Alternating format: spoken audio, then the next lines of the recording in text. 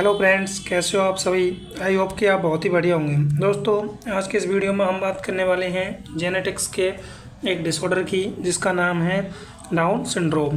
तो दोस्तों, यदि आपने अभी तक हमारे चैनल को सब्सक्राइब नहीं किया है तो चैनल को सब्सक्राइब करें एंड बेल आइकन को प्रेस करें एंड वीडियो को ज़्यादा से ज़्यादा दोस्तों के लिए शेयर करें।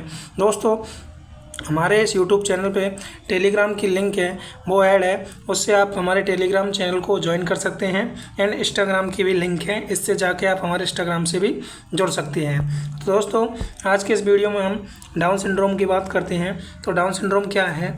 डाउन सिंड्रोम दोस्तों एक जेनेटिक डिसऑर्डर है जो कि किसके कारण होता है। तो ये होता है दोस्तों, एक एक्स्ट्रा कॉपी होती है किसके क्रोमोसोम नंबर की। तो ये एक 21 नंबर का जो क्रोमोसोम होता है उसकी एक एक्स्ट्रा कॉपी होती है, यानी कि ट्राइसोमी होती है, जिससे कि डाउन सिंड्रोम है वो होता है।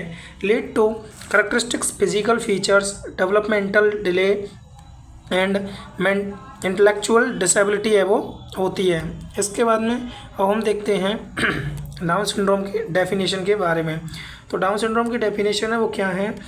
तो डाउन सिंड्रोम की डेफिनेशन है वो है, Down syndrome is a genetic disorder caused by the presence of an extra chromosome 21 resulting in developmental and intellectual disability as called as Down syndrome. अब हम देखते हैं दोस्तों, एक डाउन सिंड्रोम बेबी का आपको यहाँ पे दिखाया गया है इमेज। तो इसमें देखिए, small nose, mouth and ear. यहाँ स्मॉल नोज है, माउथ है एंड ईयर है डाउन सिंड्रोम बेबी में। And slightly bent fifth finger है वो स्लाइटली कैसी है, बेंट है। एंड देन इसके बाद में और भी जो यहाँ पे इसमें सिम्टम है वो हमको दिखते हैं, जैसे फ्लैट एंड राउंड फेस है वो यहाँ पे इसका है बेबी का। इसके बाद में शॉर्ट स्टॉकी ब्लड है। इसके बाद में अब हम देखते हैं दोस्तों इसके ईटियोलॉजी एंड रिस्क फैक्टर को। तो इसके ईटियोलॉजी और रिस्क फैक्टर में है ट्राइसोमी 21 क्रोमोसोम पे, जिसमें एक एक्स्ट्रा कॉपी ऑफ क्रोमोसोम 21 में होती है। एडवांस्ड मैटरनल एज, यानी मैटरनल एज है वो एडवांस होती है। Previous child with down syndrome, पहले का बच्चा पहले से डाउन सिंड्रोम में है। And parental chromosomal translocation, chromosomal की जो ट्रांसलोकेशन है वो पेरेंटल से होती है। इसके बाद में family history of down syndrome, यदि पहले से डाउन सिंड्रोम है फैमिली में तो भी डाउन सिंड्रोम है वो हो सकता है। इसके बाद में हम बात करते हैं क्लिनिकल मैनिफेस्टेशन की। तो क्लिनिकल मैनिफेस्टेशन में क्या आते हैं? Intellectual disability and developed delay. इसमें जो डेवलपमेंट है वो डिले होता है और इंटेलेक्चुअल डिसेबिलिटी होती है। फ्लैट फेशियल प्रोफाइल, जो फेस होता है वो कैसे होता है, फ्लैट होता है। अपवर्ड स्लैटिंग ईज, जो ई होती हैं वो कैसी होती हैं, अपवर्ड स्लैटिंग होती हैं। शॉर्ट नेक होता है and low set ears. And then इसके बाद में protruding tongue and then short stature होता है and hypotonia, low muscle tone होती है। सिंगल पाल्मर क्रेजेज होता है एंड कॉन्जेनाइटल हार्ट डिफेक्ट है वो होता है। Increase risk of hearing and vision problems है वो हो सकती हैं। अब हम देखते हैं इसके डायग्नोस्टिक एवेलुएशन के बारे में। तो इसके डायग्नोस्टिक एवेलुएशन में पेरेंटल स्क्रीनिंग, जिसमें अल्ट्रासाउंड कर सकते हैं, मैटरनल ब्लड टेस्ट कर सकते हैं, NIPT कर सकते हैं।